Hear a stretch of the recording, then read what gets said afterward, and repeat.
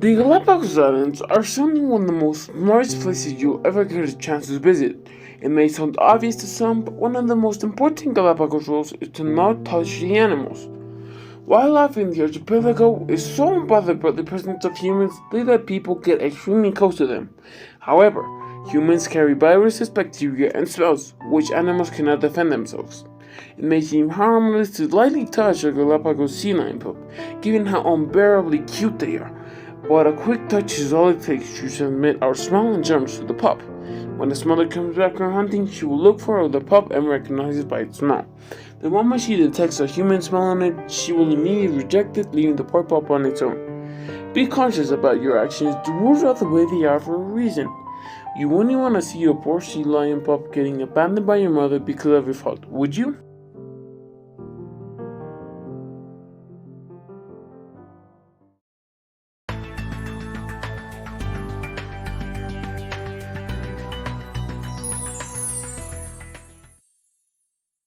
A continuación tendremos al experto en climatología Alejandro Lozada, que nos acompaña desde el Reino Unido en la Universidad de Oxford. Alejandro, ¿por qué no nos cuentas un poco más acerca de tu último artículo sobre el cambio climático a lo largo de estos años? First, I would like to thank this newscast for inviting me here and to explain this theme about great global importance. No problem, Alejandro. Thank you for being here. So I have been told that you were going to explain us about this rising problem about climate change. So why don't we start? Of course, Leonardo. Human activities are responsible for almost all the increase in greenhouse gases in the atmosphere over these last 150 years. Humanity has to change this as soon as possible. Well, now let me tell you a little bit more about the role of N2O, nitrous oxide. Emissions of nitrous oxide, better known as laughing gas, are rapidly increasing. But why is it increasing? It is primarily due to large-scale farming with synthetic fertilizers. In the United States, for example, about 75% of all N2O emissions from human activity are attributed to agriculture. Nitrous oxide is also made when fuels are burned, depending on what type of fuel, of course. Is there any way we can stop this? Yes, but I would like to touch that a little bit later. First, I would like to talk about another gas called CFC, or chlorofluorocarbons. They are used to manufacture aerosol sprays, blowing agents for foams and packing materials, as solvents and as refrigerants. CFC were banned in many countries in the mid 90s after discovering that they were breaking up Earth ozones, reducing its consumption significantly. The resulting ozone holes less harmful UAV radiation and add to the greenhouse effect and global warming problems. Oh, I see. Then it is truly important to take care of CFCs. Along with all these emissions come over several side effects, like droughts, strong storms, and more frequent heat waves. In most countries, rising temperatures associated with the future climate change are expected to decrease surface soil moisture, even without future changes in precipitation. This is trying soils likely to cause future droughts across most of the US to be stronger and longer lasting.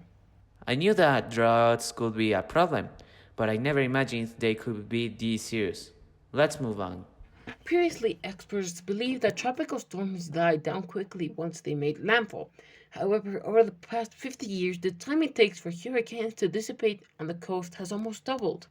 Researchers say that climate change gives the storms more energy, which continues to power them over land. Oh gosh, climate change is truly unbearable.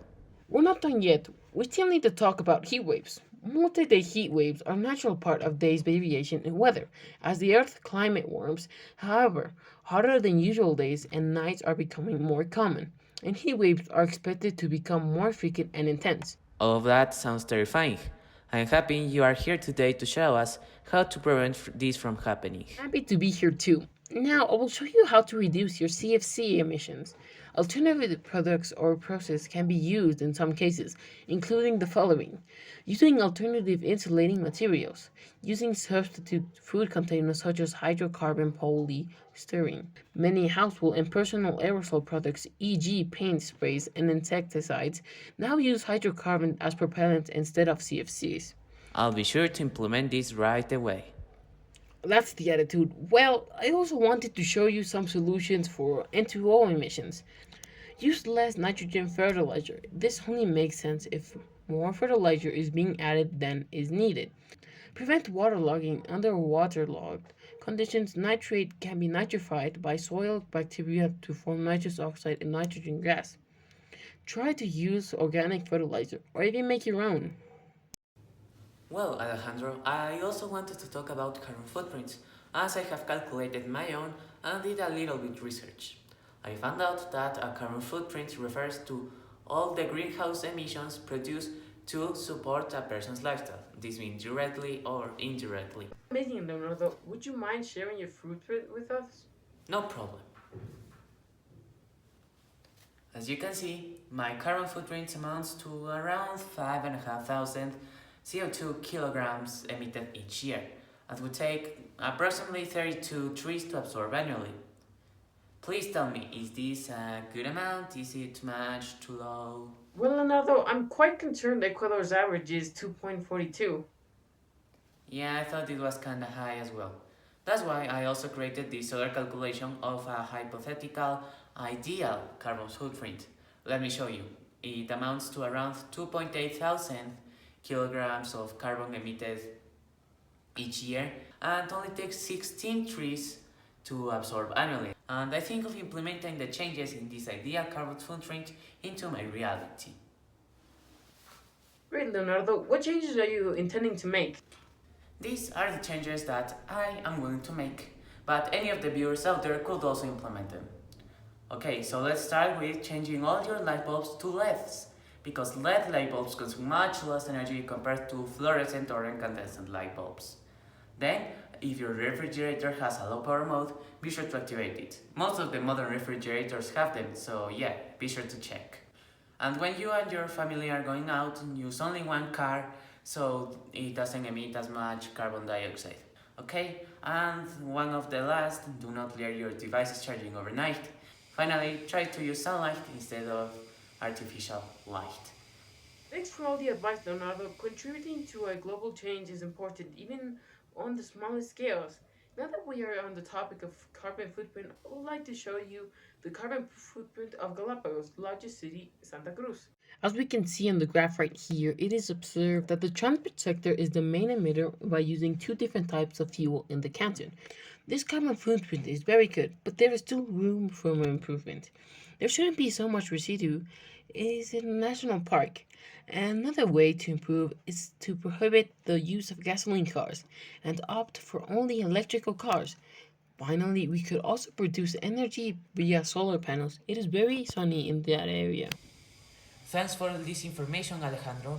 I am sure many of our viewers will take this into account. Once again, I would like to thank Noticiero 25 Horas for letting me participate, and I'll see you on another time.